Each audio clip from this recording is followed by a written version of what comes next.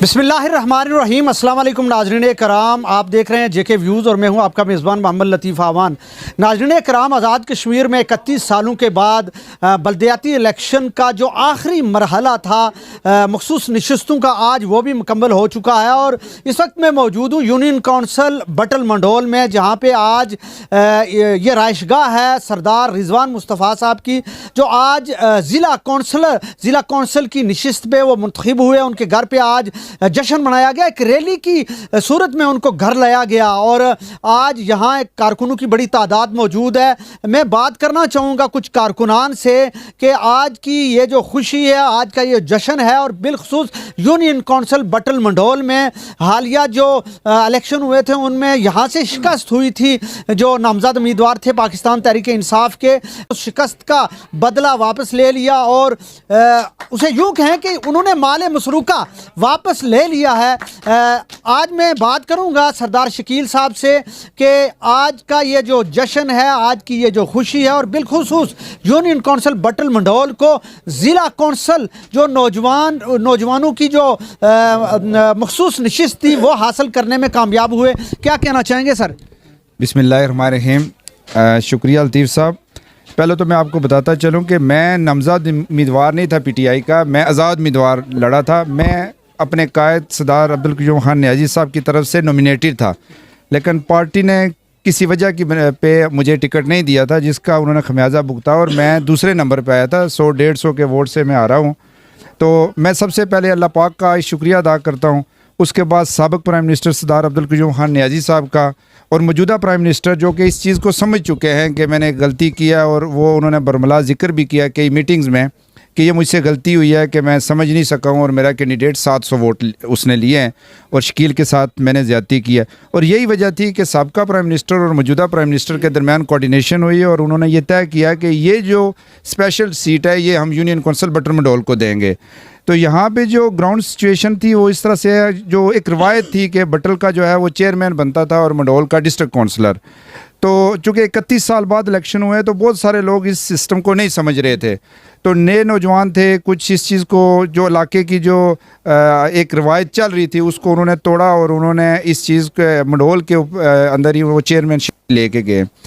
तो नियाज़ी साहब चूँकि इस हल्के के जो है वो नुमाइंदा हैं और फिर आपको पता है वो पूरे मुल्क की नुमाइंदगी कर चुके हैं, तो उन्होंने ये फ़ैसला किया है कि अगर ये जो उम्मीदवार हैं आज़ाद उम्मीदवार, इन्होंने ये फ़ैसला किया तो उन्होंने एक अपना फ़ैसला किया जो कि इस अवाम के लिए और बटल के लिए एक बड़ी खुशखबरी है और ख़ुशी की बात है कि आज हमारा जो नुमाइंदा जिसको हम चेयरमैन बना रहे थे उससे भी ऊपर वो डिस्ट्रिक्ट कौंसल बन के हमारे दरमियान मौजूद है। यकीनन ये साबिक़ वज़ीर आज़म सरदार अब्दुल क़य्यूम खान नियाज़ी साहब की स्ट्रेटजी थी और सियासी एक स्ट्रेटजी थी जिसमें आज वो कामयाब हुए। इस यूसी के अंदर उनके मुखालफ जो अपोजिशन के उम्मीदवार थे डिस्ट्रिक्ट काउंसलर, उसके बावजूद वो ज़िला कौंसल की सीट जीतने में कामयाब हुए। क्रेडिट तो उनको जाता है। देखें जी, ये कुछ लोग यहाँ पे वो उन्होंने लोगों के अंदर इंतशार पैदा किया और लोग जो है 8 महीने में वैसे ही, यानी कि आप अगर देखें तो इस यूनियन कौंसल में 22 किलोमीटर रोड, ये जो बटल का रीजन है जो हमारा, चूँकि ये यूनियन कौंसल इसको दरिया जो है वो डिवाइड करता है, तो इस पार जो है उन्होंने 22 किलोमीटर रोड जो है वो दी है। उसके साथ BHU दिया है और भी बेशुमार प्रोजेक्ट्स दिए हैं, 2 जो है वो जॉब्स यहाँ पर दिए हैं। लोगों के अंदर कुछ लोग ऐसे हैं जो कि अफरा तफरी पैदा कर रहे हैं, तो उस अफरा तफरी की वजह से ये एक माहौल बना था जिसको नियाज़ी साहब ने कम बैक किया और आवाम के अंदर अपना नुमाइंदा ला के दिखा के बताया कि मैं ही इस यूनियन कौंसल का बल्कि इस हल्के का जो है वो नुमाइंदा हूँ। आज अल्लाह के फजल से हमारे पास जो हमारी, अभी आप नून लीग के लोग देखें उनके वोटर जो है इधर उधर हुए हैं, लेकिन जो हमारे जो वोटर थे उन्होंने अपने कैंडिडेट रिजवान मुस्तफ़ा को वोट दिया और अल्लाह के फजल से आज हमारे साथ जो है वो डिस्ट्रिक्ट काउंसलर मौजूद हैं जो कि 1,24,000, चूँकि देखें जो मुंतखब नुमाइंदे थे उन्होंने इसको वोट दिया, तो ये का बड़ा फजल है, हम पे सब पे जो हमें खुश होना चाहिए। और कल इस सिलसिले में इस खुशी को हम आज तो चूँकि अंधेरा हो गया था, शाम 4-5 बजे जो है ये फ़ैसला हुआ है। कल इंशाल्लाह हमारा जो जश्न है ये रैली की शक्ल में मंडोल से पूरी यूनियन कौंसिल में शुक्रिया।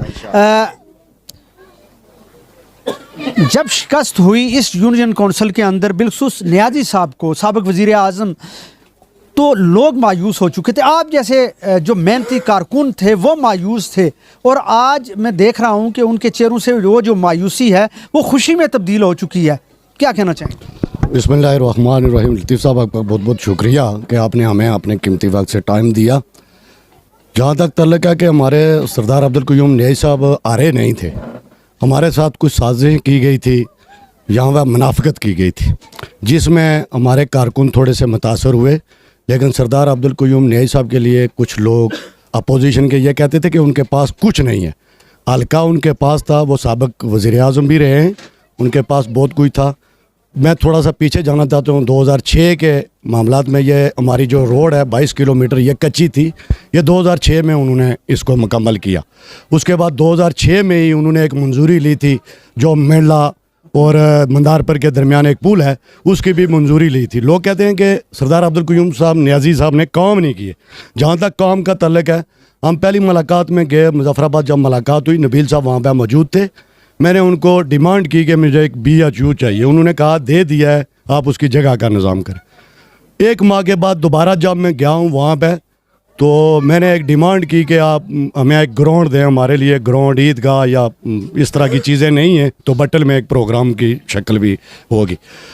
उन्होंने कहा ग्राउंड भी दिया है, लेकिन ग्राउंड की कुछ सूरत हाल ये है कि पीछे से भी एक कास आ रहा है, यहाँ पे मामू हैं मेरे मुस्तफ़ा साहब, वो बैठे हुए हैं, और आगे रोड के नीचे से भी एक कास जा रहा है।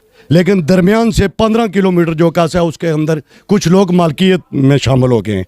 इसके बारे में भी मैं थोड़ी सी जो है ना वजाहत करूँ। न्याज़ी साहब के दौर में, इस अभी वज़ारत उज़्मा के दौर में भी बटल के अंदर BHU, ambulance, ground, 22 kilometre road, उसके बाद 1 किलोमीटर रोड धर्मसाल के अंदर, उसके बाद मेंढला के अंदर 5 लाख रुपए की वो 200-250 फुट रोड थी।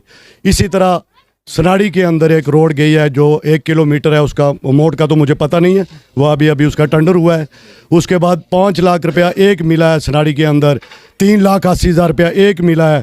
उसके बाद आगे हमने सुमरोई एक रोड शुरू की है, 1.25 किलोमीटर है, उसका कल हमने परसों सके बुनियाद रखा है। तो हम मायूस नहीं हुए। अयूब साहब, इतने सारे मुंसियात जो आपने गिनवाए, फिर लोगों को न्याज़ी साहब पे एतमाद तो करना चाहिए था, उसके बावजूद क्यों उन्होंने यूनियन कौंसिल में अपोजिशन का बंदा मुंतखब किया? सर, ये नहीं हुआ, ये इस तरह हुआ है कि हमारे साथ जो टिकट की प्रॉब्लम हुई है उसके अंदर थोड़ी सी साजिश हुई है हमारे साथ। नहीं तो हमारा जो कैंडिडेट है सरदार शकील साहब, न्याज़ी साहब के कैंडिडेट भी थे, तो उन्होंने जीते हुए थे। ये 1980 वोट लिया है, जो कि उनका टिकट होल्डर था, उसने 750 वोट लिया है। इसमें बहुत बड़ा डिफरेंस है।